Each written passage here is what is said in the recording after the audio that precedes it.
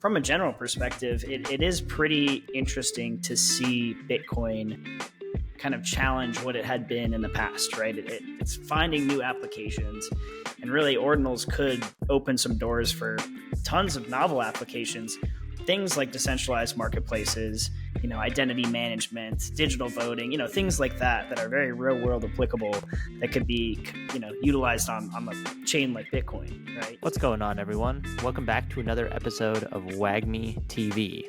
We're super excited this week to bring you a very topical conversation, one that's been all over kind of the news lately. A lot of the tokens that are pumping right now are kind of evolving around this specific narrative, and that is the topic of Bitcoin Ordinals. It's been in the news for a lot of the year, and we're excited to kind of give you a rundown of it. So I'll throw it over to Armada to get us going.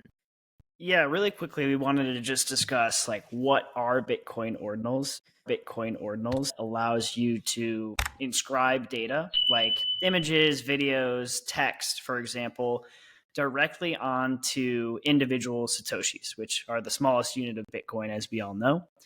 It's really like engraving tiny digital artifacts, the way that I think about it, onto individual grains of sand on a giant Bitcoin beach. So this data becomes really permanently embedded in the Bitcoin blockchain, really creating those unique digital assets that are called ordinal inscriptions, or really, I think a better term for it is Bitcoin NFTs, right? So very similar to NFTs that you would generate on Ethereum and Solana, with some very key differences. So I know Evan has a little bit of a history backstory for us and is going to dig a little bit deeper into this. So we'll pass it to him to kind of discuss this a little bit more.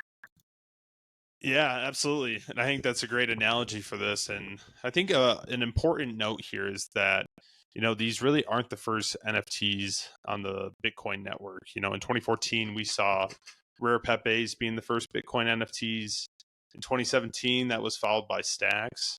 And so there's been other projects that have tried to accomplish the same end goal here. And it's really a big fight between the purists and, maybe you call them the meme boys, people that want to see the Bitcoin network used for something other than peer-to-peer transfer of value. But this was actually something that Satoshi really didn't want. So earlier on in Bitcoin's history, there was another project called BitDNS.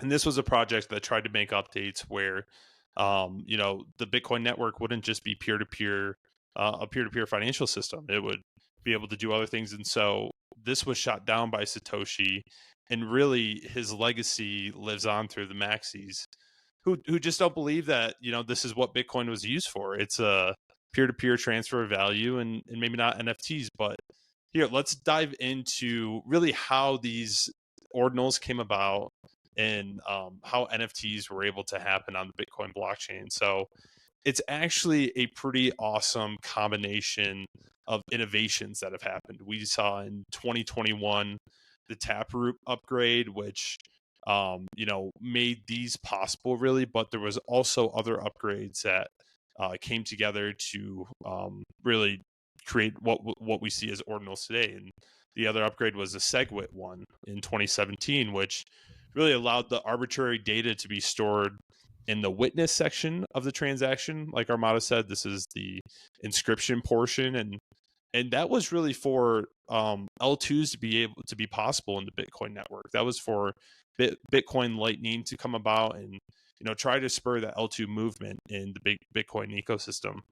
And like we said, these are controversial topics, and this was one of the times where we saw hard forks happen on the Bitcoin network. This is where Bitcoin Cash hard forked, and where we also saw Bitcoin SV, Bitcoin Satoshi's Vision, hard fork. And so with these big NFT events, trying to add other data to the network, you see a big divide in the ecosystem. And so, yeah, I think it's really interesting. It's a polarizing topic, but I will say one of the advantages coming out of this is that because there are more transactions within the network, we're seeing miners able to earn more because of this network activity. And I know that's a portion of the ecosystem that we always take for granted, but it's always great to see other parts of the ecosystem, getting more business and essentially just making it a healthier network. So yeah, I'd be interested to hear your guys' thoughts on this whole thing. Yeah, I'm wondering like how much additional activity this stuff has spurred.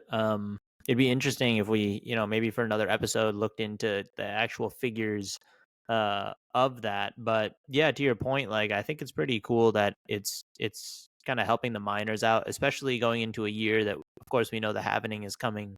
Usually every time that happens, like a lot of miners end up going under and things of that nature. So to the extent that this might be helping their top lines a little bit is kind of an interesting way to look at it. Um, when you think about like I guess a peer to peer transfer of value mechanism that Bitcoin, like the Maxis, I guess you could say, um, feel that it should only be used for that. I wonder, like, because in theory, like an NFT could be like a transfer of value, like NFTs that hold some amount of value, and so I wonder how much of it is just actually them sticking to that kind of mantra versus how much of it is just like them kind of hating like the meme culture and things of that nature that came about in like 2021 with all the NFT trading and all of that. So like how much of them is that them just like hating like Bored Ape Yacht Club or things of that nature versus actually what they're saying. Yeah, I mean, you can probably think of an NFT as a vehicle. Would this be different in their mind if these were bonds, U.S. Treasury bonds that were being sold rather than profile pictures? Yeah, you could see those opinions change. That's a great point. Yeah, I think something else that begs questioning, right? I mean, the one digital asset that we've talked about being really seriously looked at by really the entire US and really the globe is Bitcoin, right? We've been talking about Bitcoin ETFs, and it's been really starting to be taken seriously by traditional finance as something that could be a legit asset class, really being Bitcoin, right? So I think that's another piece of this where it's like, okay, if it's going to have all these, various use cases, how seriously can we take this? What's going to be the impact of this in the long term? So I think, it begs a lot of questioning, but I think from a general perspective, it is pretty interesting to see Bitcoin kind of challenge what it had been in the past, right? It's finding new applications, and really Ordinals could open some doors for tons of novel applications, things like decentralized marketplaces, identity management, digital voting, things like that are very real world applicable that could be, utilized on a chain like Bitcoin, right? So it is an interesting piece to think about kind of the benefits of kind of pushing the envelope a little bit. But I also see kind of the need a little bit to kind of pump the brakes to understand what this actually looks like and how this would impact the chain. I think another thing to think about is if people are starting to utilize the Bitcoin blockchain for things like NFTs, obviously your transaction fees for Bitcoin are going to go really high, right? They're going to skyrocket the more folks are actually going onto this, which is definitely a big issue and an issue we talk about with Ethereum all the time, right? People hopped over to Solana specifically for that reason. So I think there's a lot of questions around it. I think it begs the question of how does this impact the way that folks are looking at Bitcoin when it becomes, an asset that's being traded in an ETF basis? And then secondly, where does this take us from here? What sort of use cases are actually good for Bitcoin versus which use cases should be kind of built out on other chains, if that makes sense. Yeah, that's a great point. I think, like you said, it calls into question what Bitcoin is trying to achieve. Are they trying to be that Visa, MasterCard style competitor? If so, like increasing these transaction fees certainly doesn't help the user experience.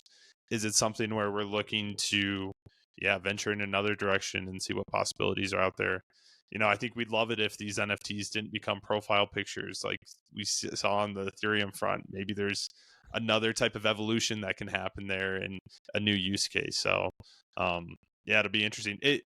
It's funny because the Taproot update happened in late 2021, but still the user experience for Ordinals is very raw. Like there's not a ton of wallets that support them. You still have to run your own node on the Bitcoin blockchain to be able to enable these. And so, yeah, it's still very raw. It'll be interesting to see where ordinals go in the next few months and years.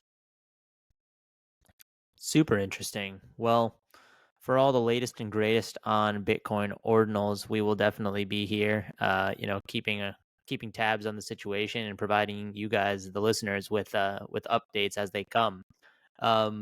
So if you found any of this useful, make sure to like, comment, and subscribe down below. We always appreciate that. And yeah, we'll see you next week here on WagmiTV.